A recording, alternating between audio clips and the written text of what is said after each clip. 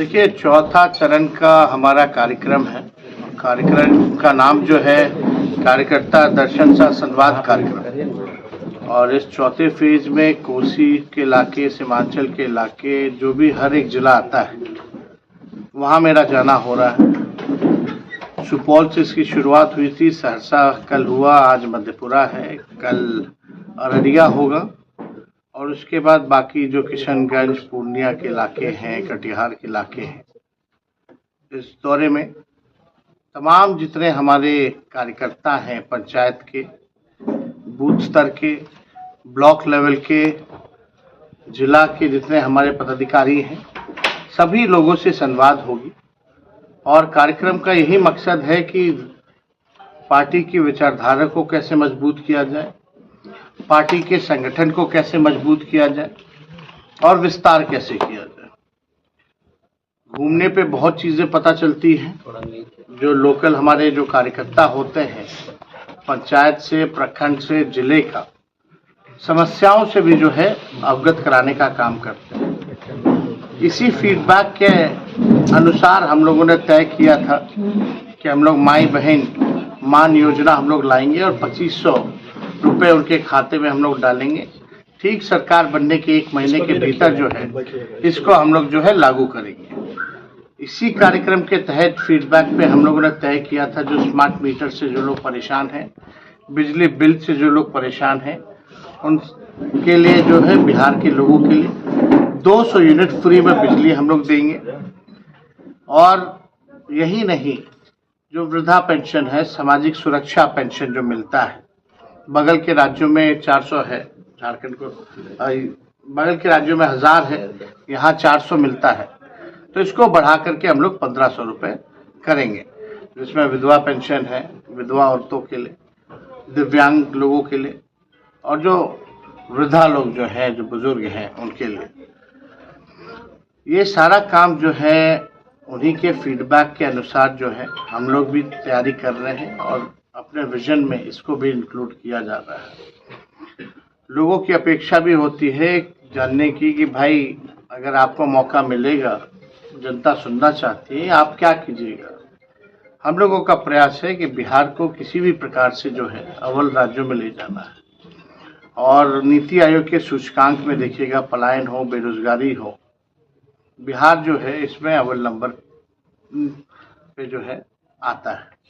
सबसे ज़्यादा बेरोजगारी, पलायन जो है बिहार में है। और हम लोग घूम करके यही असली जड़ जो है गरीबी, बेरोजगारी, महंगाई, पलायन, ये बड़ा इशू है। 17 महीने हम लोगों ने सरकार में रहा तो इस दिशा में हम लोगों ने काम भी किया। जितने स्वयं सहायता समूह थे उन सबके मानदेय को भी हम लोगों ने जो है बढ़ाया था। चाहे तालमी मरकज हो, विकास मित्र हो, टोला सेवक हो, आशा, ममता, आंगनबाड़ी, सभी लोगों के मानदेय को हम लोगों ने दुगुना किया। ये सामाजिक न्याय के साथ साथ आर्थिक न्याय का भी जो है हम कहेंगे कि दौर है। और इस आर्थिक न्याय के दौर में महंगाई से लोग जो परेशान हैं, लेकिन डबल इंजन की सरकार जो है इस पे कभी चर्चा नहीं करती। बिहार को लेकर के सारा वोट एनडीए लेके जाती है, लेकिन कभी भी जो है बिहार के लिए स्पेशल कुछ नहीं किया गया।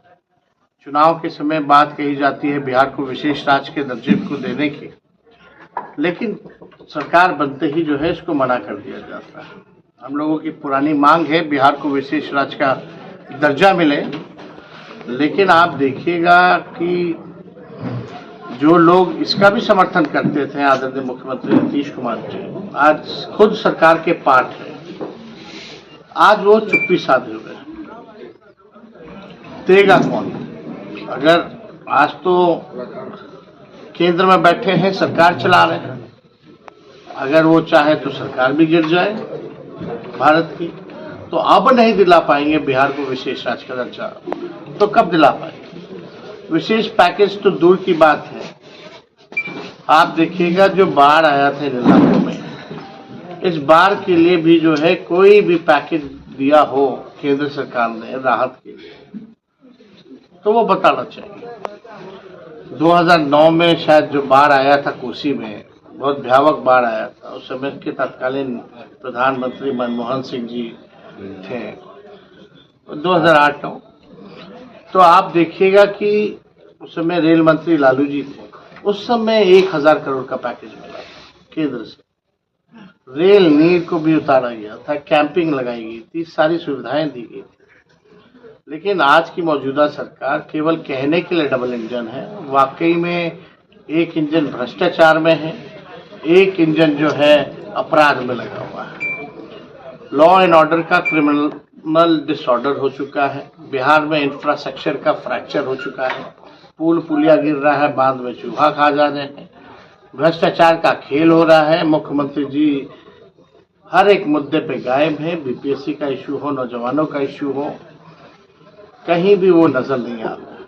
चाहे विधानसभा हो, वहाँ एक शब्द भी इस सत्र में, पिछले वाले सत्र में एक शब्द दोनों सदनों में भी नहीं कहा।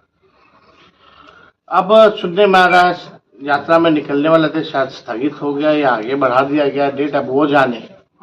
लेकिन हमने सवाल भी खड़ा किया था मुख्यमंत्री को अपने ही जनता से मिलने के लिए 2 अरब 25 करोड़ 78 लाख रुपए चाहिए 15 दिन के लिए। एक तरफ कहते हैं गरीब राज है बिहार, और एक तरफ केवल मुख्यमंत्री के यात्रा के लिए जहाँ संवाद करना है आपको अपनी जनता से, वो भी हर जिले नहीं जाएंगे, एक जिले में 3 जिले को बुला करके चुनिंदा लोगों को 100, 200, 400 लोगों को बुला के बात करेंगे। उसके लिए जो है इनको 2 अरब 25 करोड़ 78 लाख रुपए जो है वो चाहिए। ये से पैसा आएगा। चाचा तो पहले कहते था संभव है 5 लाख नौकरी देना, अब कैसे संभव हो गया 17 महीने में? ललन सिंह जी अगर ही बात कह रहे तो उनको बताना चाहिए 2 अरब 25 करोड़ 78 लाख रुपए खाली 15 दिन की मुख्यमंत्री की यात्रा के लिए कहां से आ रहे हैं? सरकार आगे बढ़ रही है, सरकार उस पर क्या वन नेशन वन इलेक्शन जो है वो, देखिए जो संवैधानिक ढांचा है इस पे प्रहार है। क्षेत्र के मुद्दे को जो है गौन हो जाएगा। कहीं भी चुनाव होगा तो जो स्टेट का भी जो चुनाव होता है लोकल इश्यूज पे होता है, वो गौन हो जाएगा। अभी ये लोग ला रहे हैं, ये लोग तो आरएसएस के एजेंडा को लागू करना चाह रहे हैं ना, इसलिए हम लोग कहते हैं लोग संविधान के विरोधी हैं। और अभी कह रहे हैं 1 नेशन 1 इलेक्शन, आगे कहेंगे 1 नेशन 1 पार्टी, फिर कहेंगे 1 नेशन 1 लीडर। क्या मतलब है? पता चलेगा बाद में कहेंगे कि अब असेंबली का चुनाव की जरूरत ही नहीं है, नॉमिनेटेड सीएम और गवर्नर दे दो। ये बीजेपी के लोग जो हैं रियल इश्यूज पे बात नहीं करते हैं। खर्चा बचेगा तो प्रधानमंत्री कितना खर्च करते हैं विज्ञापन का? इलेक्शन से ज्यादा तो विज्ञापन में ना खर्च करते हैं भाई। 11 साल में अब तक कितना विज्ञापन पे खर्चा किया, जरा बता दे, हिसाब दे दे भारत सरकार, जरा बताए कितना खर्च हुआ, अगर खर्च ही बचाना है तो। देखिए जो इलेक्शन कमीशन बाय इलेक्शन समय एक बात नहीं करा सकता, 4-5 राज्यों का चुनाव एक साथ नहीं करा सकता, बिहार में एक फेज में चुनाव नहीं करा सकता, उससे क्या उम्मीद की जा सकती है कि वो 1 नेशन 1 इलेक्शन कराए? मैं तो सवाल, बिहार का चुनाव आप लोग भी जानते हैं कि एक बार में ही होता है ना, राज्य और दूसरे राज्य का तो होता नहीं है। जब बिहार का समय होता है तो भी अलग अलग फेज क्यों, एक फेज क्यों नहीं? ये तो सवाल बनता है। ये सब देखिए केवल आरएसएस के एजेंडे को लागू करना है, और ये केवल हमसे मैं सीमित रहना चाहते, केवल जो हो यही रहे, मोदी जी रहे, मोदी जी रहे।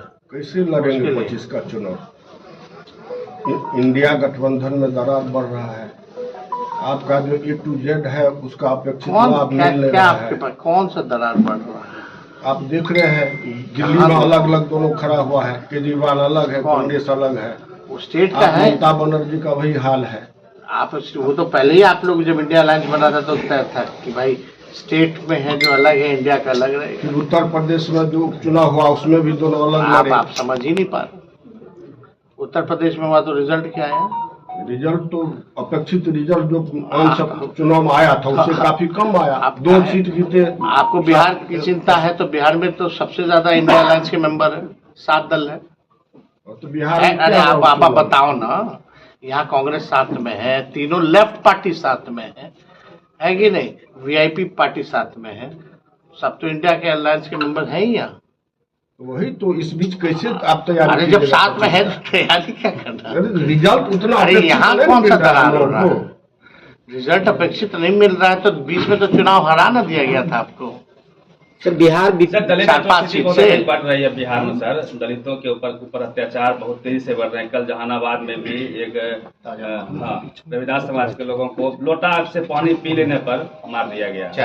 ये लॉ एंड ऑर्डर तो बिहार में अब तो हम तो बोल ही ना रहे भाई, क्रिमिनल का डिसऑर्डर हो चुका है। यहाँ दलित हो या अल्पसंख्यक हो या और लोग हो, जात धर्म से हम इसको बात पे नहीं जाएंगे, लेकिन हर कोई अंत से फील कर रहा है इस राज्य में। सर डोमिसाइल नीति पर क्या है आपकी प्रतिक्रिया? केस पे भाई, इसमें तो स्पष्ट हो ही चुका है, इसमें कहाँ कोई दो रहा है। तो आप जब सरकार में थे तो उसी समय यहाँ बहाली हुई शिक्षकों की सुनवाई गई। बाहर के टीचर आए, 40,000 नंबर टीचर है बाहर। आपको कितने लोगों की नौकरी लगी है? टोटल जो नौकरी मिला कितने लोगों को मिला? आपको आंकड़ा पता है? तो आंकड़ा था 1 से 2% से ज्यादा बाहर के लोग नहीं हैं। और ये तब था जब मैथ्स के टीचर बिहार में कोई फॉर्म ही नहीं भरा, इंग्लिश का टीचर कोई बिहार में मिल ही नहीं रहा। तो विद्यालय में आप मैथ्स नहीं पढ़ाइएगा, इंग्लिश नहीं पढ़ाइएगा, तो पढ़ाइएगा तो लाइएगा कहाँ से टीचर जब बिहार में मिल ही नहीं रहते? तो सर ये ताजा मामला बिहार का बीपीएससी से जुड़ा है। 1 से 2% ज्यादा नहीं है, लेकिन इस पर हम लोग विचार करेंगे। ताजा मामला बीपीएससी से जुड़ा हुआ है, ये प्रकरण कैसे देख रहे हैं सर? क्या लगता है इसमें? अब आप देख लीजिए, ये नीतीश जी की राज है। तेजस्वी से पहले पेपर लीक, तेजस्वी के बाद पेपर लीक। हम लोगों ने भी परीक्षा कराया, 3 महीने में विज्ञापन हुआ, परीक्षा दिया, रिजल्ट आया, नियुक्ति पत्र मिला 3 महीने के अंदर। तब तो कोई पेपर लीक नहीं हुआ था। आज सब जो है पेपर लीक किया जा रहा है। आज जो सेंटरों में ड्यूटी ली जा रही है वो आउटसोर्स लोगों की ड्यूटी ली जा रही है।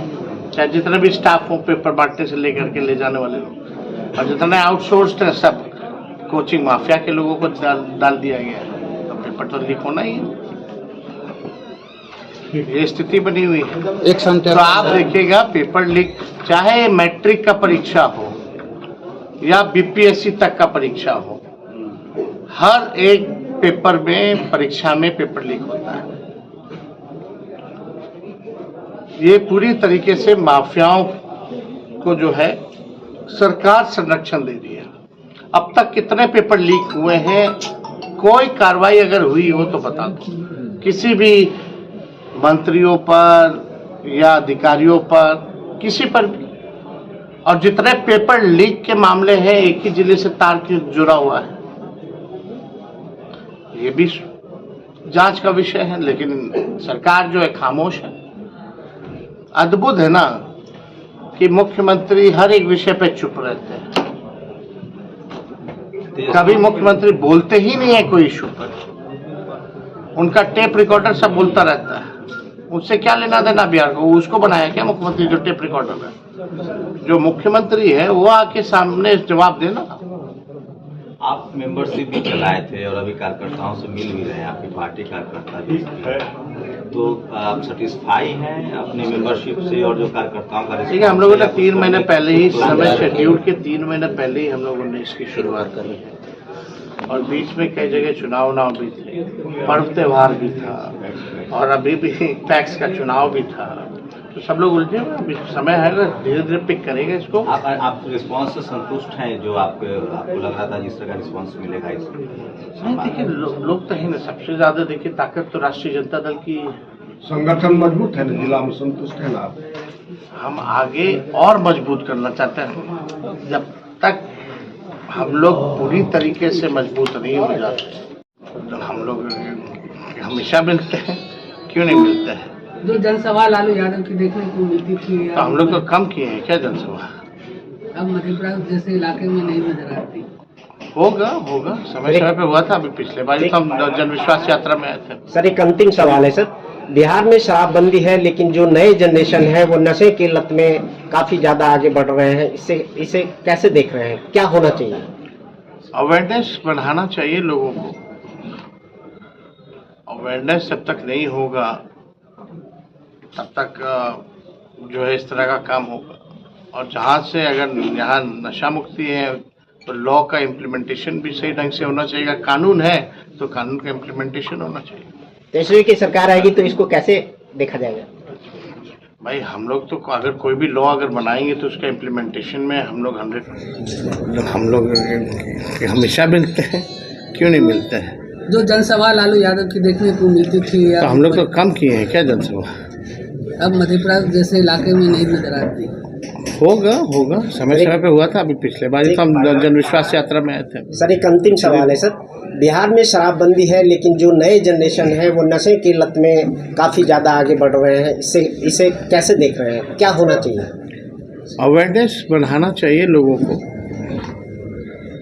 अवेयरनेस जब तक नहीं होगा तब तक जो है इस तरह का काम होगा। और जहाँ से अगर यहाँ नशा मुक्ति है तो लॉ का इम्प्लीमेंटेशन भी सही ढंग से होना चाहिए। कानून है तो कानून का इम्प्लीमेंटेशन होना चाहिए। तेजस्वी की सरकार आएगी तो इसको कैसे देखा जाएगा? भाई हम लोग तो अगर कोई भी लॉ अगर बनाएंगे तो उसका इम्प्लीमेंटेशन में हम लोग 100% लगेंगे।